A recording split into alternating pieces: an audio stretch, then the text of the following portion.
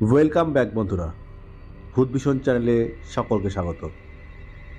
আশা করি সকলে খুব ভালো আছো। সবাইকে পবিত্র রাখি পূর্ণিমার শুভেচ্ছা। অন্যান্য দিনে যেসব ঘটনাগুলো তোমাদের শোনাই, আজকে সেই সব দিনের ঘটনার থেকে একটু আলাদা ঘটনা তোমাদের শোনাবো। তাই আজকে মঙ্গলবারের সন্ধ্যায় আমি শুভ হাজির হয়েছি আরও কিছু ছোট ছোট ঘটনা একত্রে নিয়ে। একত্রে বলার কারণ হলো, যিনি আমাদের ঘটনাগুলো বলেছেন তাদের বাড়িতে বেশ কিছু ঘটনা ঘটেছিল, তবে ছোট ছোট ঘটনা। যে ঘটনাগুলো আজ তোমাদের শোনাবো সেগুলি আমি শুনেছি আমার অফিসে আমার ঊর্ধ্বতন অফিসার ইঞ্জিনিয়ার শ্রী রিকু মণ্ডলের কাছ থেকে। অফিসের অন্যান্য স্টাফদের কাছ থেকে আমাদের ভূত ভীষণ চ্যানেলের কথা জানতেই তিনি আমার কাছে চ্যানেলের ব্যাপারে শোনেন। ওনাকে চ্যানেলের বিভিন্ন জায়গা থেকে বিভিন্ন মানুষের পাঠানো ঘটনাগুলো শোনাই। বেশ কিছু ঘটনা শোনার পর উনি বলেন তাদের বাড়িতে ঘটা কিছু এরকম ভৌতিক ঘটনার কথা, যেগুলো শুনতে শুনতে গায়ের লোম দাঁড়িয়ে যাচ্ছিল আমার। চ্যানেলের শুরুর ভিডিওতে বলেছিলাম অনেকে ভূতে বিশ্বাস করবে, আবার অনেকে করবে না, সেটা যার যার নিজস্ব ব্যাপার। তবে রিকুবাবু ওনার বাড়িতে ঘটা ঘটনাগুলো একে একে যখন বলছিলেন, তখন সবাই ঘরে সেই ঘটনাগুলো শোনার জন্য জড়ো হয়ে যায়। যারা এইসব ভৌতিক ব্যাপারগুলো মানতে চাইতো না অফিসে, তাদেরকেও দেখলাম মনে হলো একটু বিশ্বাস করার মতো হয়েছেন। একজন জিজ্ঞাসা করেছিলেন যে আমার তো মনে হয়নি কোনো দিন, তাহলে কিভাবে বুঝবো বা মানবো ভূত বলে কিছু আছে? তখন ঘরে উপস্থিত আরও একজন ইঞ্জিনিয়ার শ্রী মানববল মজুমদারবাবু ওনাকে বলেন যে বিজ্ঞান কি সব কিছুর আবিষ্কার করতে পেরেছে এখনো পর্যন্ত? এখনো কত কিছু আমাদের অজানা। তবে ভূত বিষয়টা বিজ্ঞানে না থাকলেও আত্মার অস্তিত্ব কিন্তু বিজ্ঞান জানতে সক্ষম হয়েছে। তার যে সামান্য কিছু ওজনও আছে সেটাও কিন্তু বিজ্ঞানে প্রমাণিত। এই বলতে বলতে তিনিও তাদের বাড়ির পাশের হাই স্কুলে ঘটা একটা ভৌতিক ঘটনার কথা জানান, যেটা রিকুবাবুর বাড়ির ঘটনাগুলোর পর তোমাদের শোনাবো। ঘটনার আনুষঙ্গিক অনেক কথা বলে ফেললাম, চলো এখন শোনাই সেই সব ঘটনাগুলো যেগুলো রিকুবাবু আমাকে বলেছিলেন।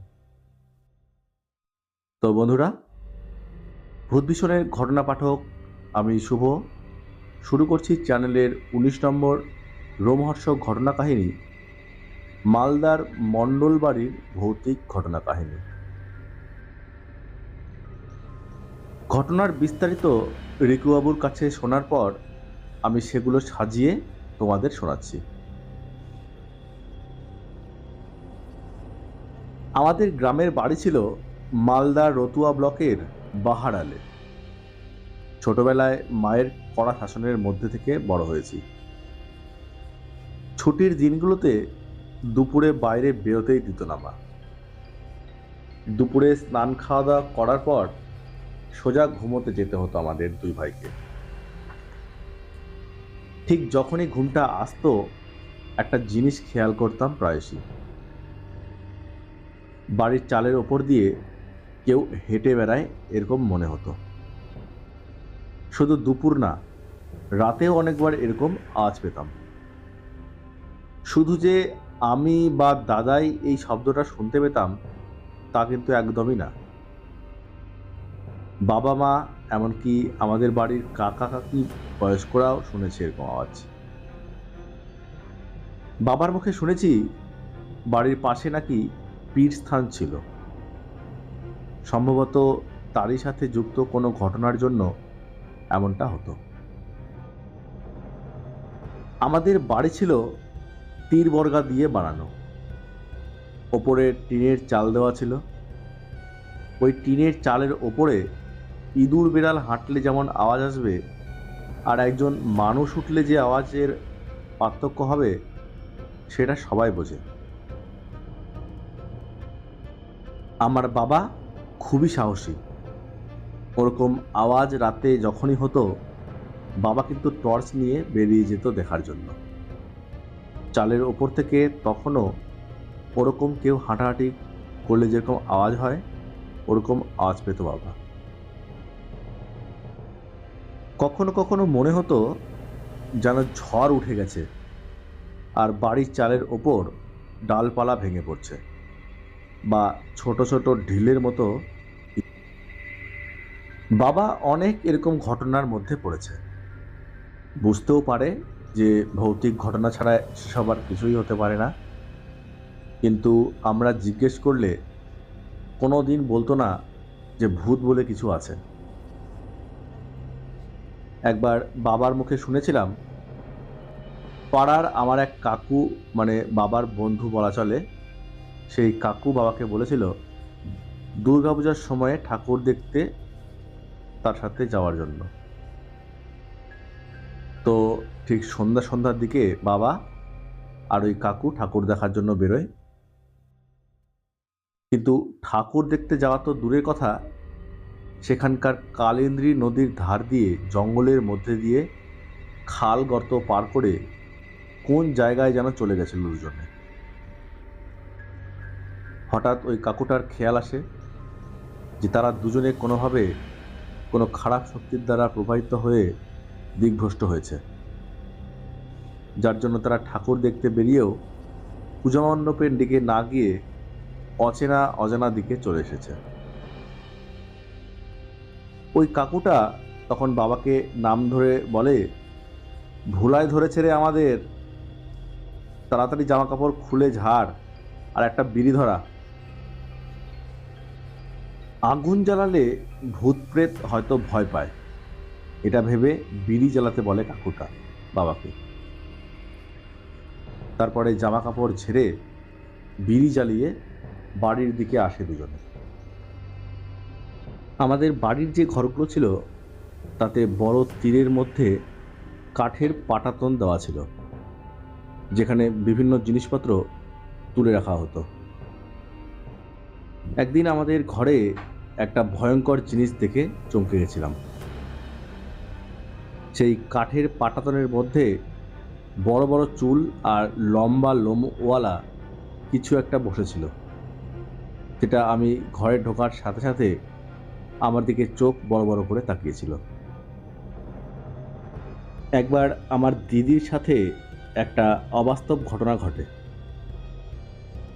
বাবা মা একটা বিয়ে বাড়ি যায়, কিন্তু দিদি বিরক্ত করবে জন্য তাকে ঘুমোতে বলে, আর তাকে মিথ্যা বলে যে তারা পাশেই এক বাড়িতে যাচ্ছে, কিছুক্ষণের মধ্যেই চলে আসবে। এই বলে তারা বিয়ে বাড়ি চলে যায়। এদিকে আমার দিদি ঘুমের মধ্যে স্বপ্ন দেখে কেউ যেন তাকে বলে যে মা বাবা তাকে মিথ্যে বলে বিয়ে বাড়ি গেছে আর নদীর ধার দিয়ে আসছে। বাবা মা যখন বাড়ি আসে, দিদি তখন তাদের বলে, তোমরা আমাকে নিয়ে যাবে না জন্য মিথ্যে বলে বিয়ে বাড়ি গেছিলে, আর এই রাস্তা ধরে এখন বাড়ি এলে, তাই না? অবিশ্বাস্যভাবে বাবা মা তার কথা শুনে থমকে যায়, কারণ তারা যেদিক দিয়ে এসেছে সেই জায়গারই নাম দিদি তাদেরকে বলে দেয়, যেখানে দিদি বাড়িতে ঘুমিয়েই ছিল। আর একটা মারাত্মক ঘটনা যেটা আমার কাকিমার সাথে সম্বন্ধিত, এই ঘটনাটা মনে পড়লেই যেমন গায়ে কাটা দেয়, তেমনই খুব কষ্টও হয় কাকিমার জন্য। ঘটনাটি যখন ঘটে তখনও আমি অনেকটাই ছোট। আমার কাকিমার ব্রেনে ভালো মতনই সমস্যা ছিল, তবে বাড়ির কাজকর্ম, রান্নাবাড়ি সব ঠিকঠাক করত। বোঝার উপায় ছিল না যে কাকিমার কোনো সমস্যা আছে। আমাদের যৌথ পরিবার ছিল, বাড়ির মাঝখানে উঠান আর চারিদিক দিয়ে সবার যার যার ঘর ছিল। রান্নাঘরে খড়ি দিয়ে রান্নার জন্য উনান করা ছিল। আমার মায়ের সাথে ওনার খুব একটা ভালো সম্পর্ক ছিল না আগাগোড়াই। জানি না কেন মাকে সহ্যই করতে পারতো না কাকিমা। বরাবর ঝামেলা কিছু না কিছু লেগেই থাকতো মার সাথে। একদিন আমার সেই কাকিমার সাথে একটা যন্ত্রণাদায়ক ঘটনা ঘটে যায়। কাকিমা রান্নাঘরে রান্না করছিল, হঠাৎ চিৎকার শুনতে পাই রান্নাঘরের দিক থেকে। রান্নাঘরের জানালা খোলা ছিল। আমি ওইদিকে গিয়ে যে বীভৎস দৃশ্যটা দেখেছিলাম আমার আজও চোখে ভাসে। সম্ভবত খড়ি দিয়ে রান্না করার সময় অসাবধানতাবশত কাকিমার শাড়িতে আগুন লেগে গেছিল। তারপর গোটা শরীরে আগুন ছড়িয়ে পড়ে। কাকিমার গায়ে আগুন দাউ দাউ করে চলছে, চুলে আগুন ধরে গেছে, আর কাকিমা শুধু দৌড়ে বেড়াচ্ছে ঘরের মধ্যে এদিক ওদিক ওরকম অবস্থাতে, আর হাত দিয়ে আগুন নেভানোর চেষ্টা করে যাচ্ছে আর চিৎকার করে যাচ্ছে। খোলা জানালা দিয়ে এই দৃশ্য দেখে আমি চিৎকার করতে থাকি, কাকিমাকে বাঁচাও, কাকিমার গায়ে আগুন লেগে গেছে এই বলে। সে সময় বাড়িতে বড় কেউই ছিল না, সবাই যে যার কাজে চলে গেছিল। বাড়িতে আমি আর কাকিমার ছেলে ছিলাম। চিৎকার শুনে ওই দাদা আর পাড়ার লোক দৌড়ে আসে। তখনও ওরকমভাবে কাকিমা গায়ে আগুন নিয়ে দৌড়াচ্ছিল। জানি না বেঁচে থাকলে চিকিৎসা করে কতটা সুস্থ করা যেত, তবে সে সুযোগটাই পাওয়া যায়নি।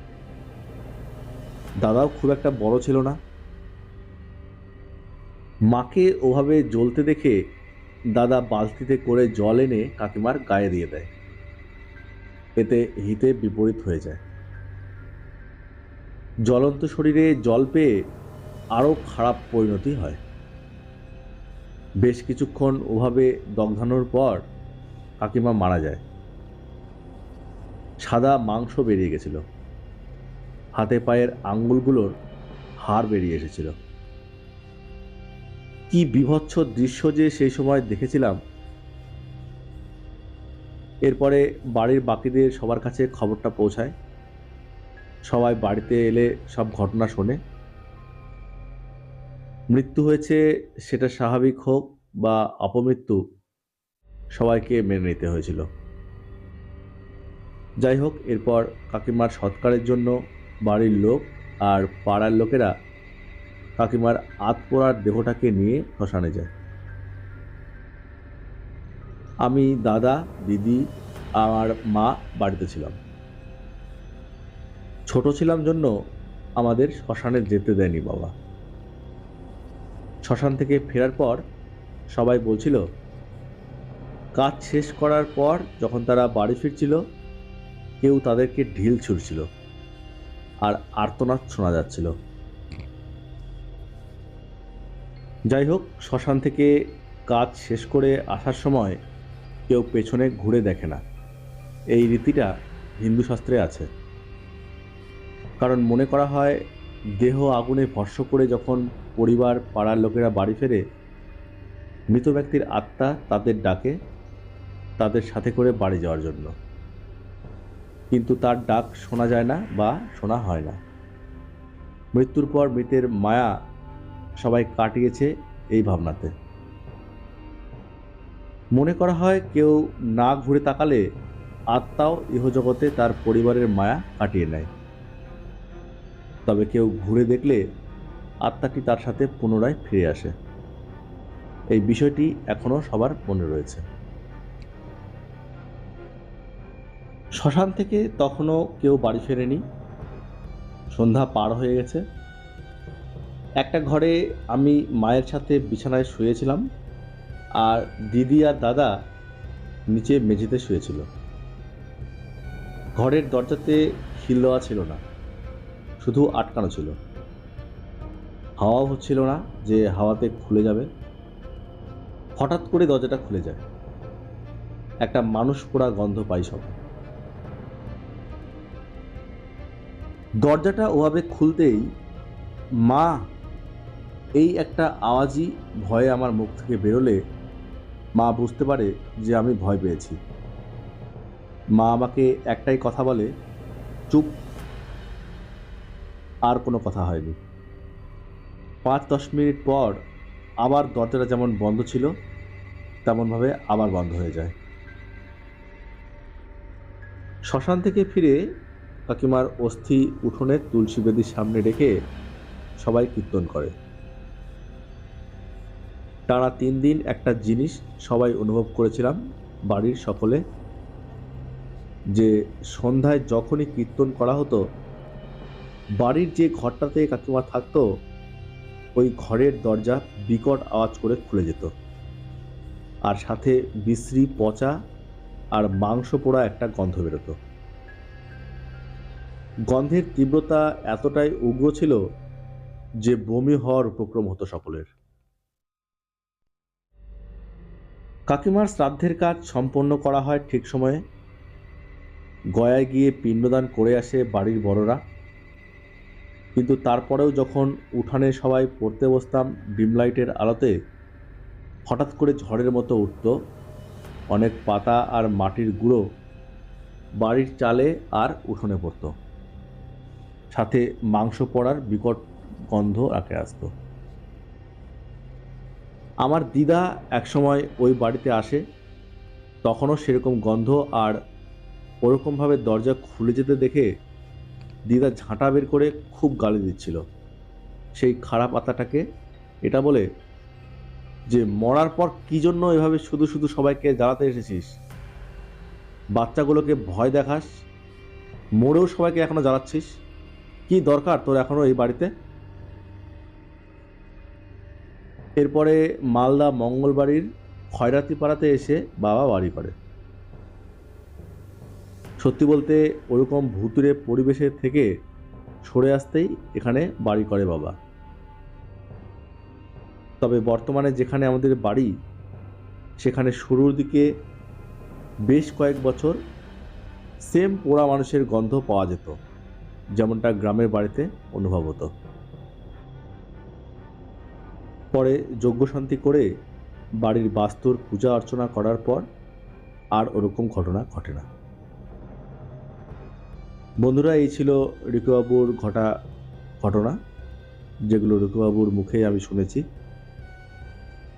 রিকুবাবুর এইসব ঘটনা শোনার পর আমাদের অফিসেরই আরেকজন ইঞ্জিনিয়ার স্যার, শ্রী মানব বল মজুমদার, ওনার বাড়ির কাছের একটা স্কুলের ঘটনা বলেন। মানববাবু যেভাবে ঘটনাটি বলেছেন সেভাবে তোমাদের বলে শোনাচ্ছি।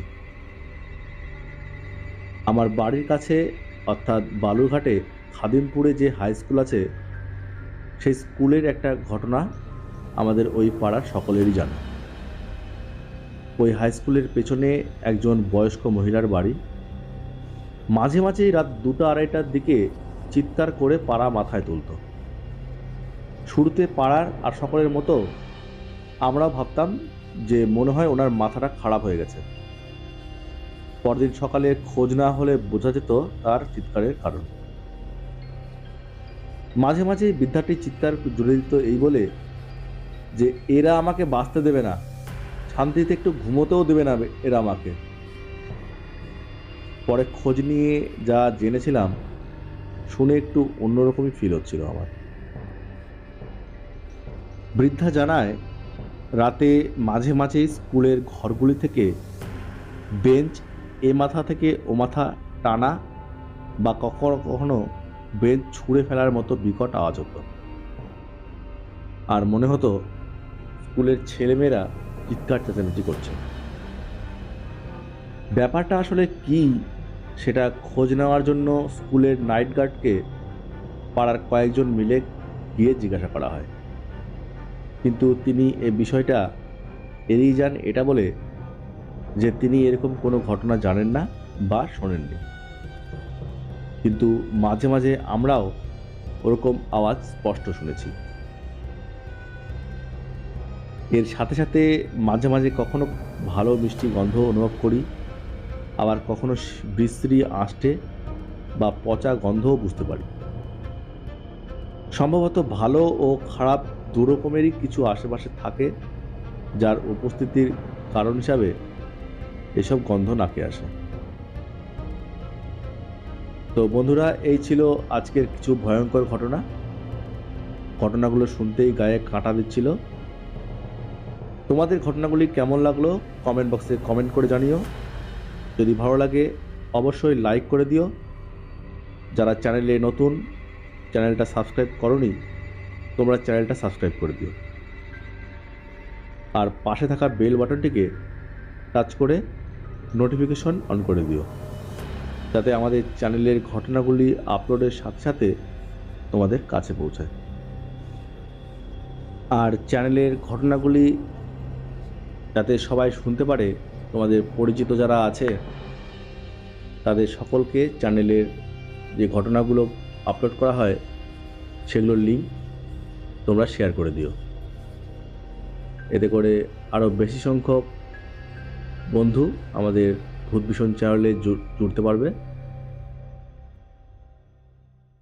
তো বন্ধুরা, তোমাদের যদি এরকম কোনো ঘটনা জানা থাকে বা তোমাদের সাথে ঘটে থাকে, আমাদের অবশ্যই জানিও।